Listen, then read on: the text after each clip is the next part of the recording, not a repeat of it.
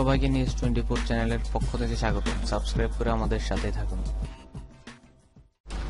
নিজেদের ক্ষেপণাস্ত্রের মজুদ সমৃদ্ধ করতে মাথাচাড়া দিয়ে উঠেছে ইসলামী প্রজাতন্ত্রের দেশ ইরান।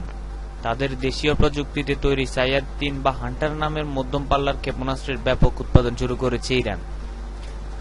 শনিবার ইরানের ক্ষেপণাস্ত্র উৎপাদনের এই গণকর্মসূচির উদ্বোধন করেন দেশটির প্রতিরক্ষামন্ত্রী ব্রিগেডিয়ার জেনারেল হোসেন দেহকান। অনুষ্ঠানে অন্যান্যের মধ্যে উপস্থিত ছিলেন খাতামুল আম্বিয়া বিমান প্রতিরক্ষা ঘাঁটির commander brigadier general Farzad Esmaili. এই অনুষ্ঠানে ইরানের নিজস্ব প্রযুক্তিতে তৈরি কিছু ক্ষেপণাস্ত্র খাতামুল আম্বিয়া বিমান প্রতিরক্ষা ঘাঁটির কাছে হস্তান্তর করা হয়।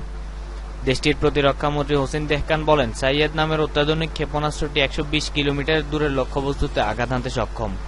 সেই সঙ্গে ক্ষেপণাস্ত্রটি 27 কিলোমিটার পর্যন্ত মহাশূন্যে উঠতে পারে। এটি মূলত মধ্যম ও দূরপাল্লার ক্ষেপণাস্ত্র মোকাবেলায় বিশেষভাবে তৈরি হয়।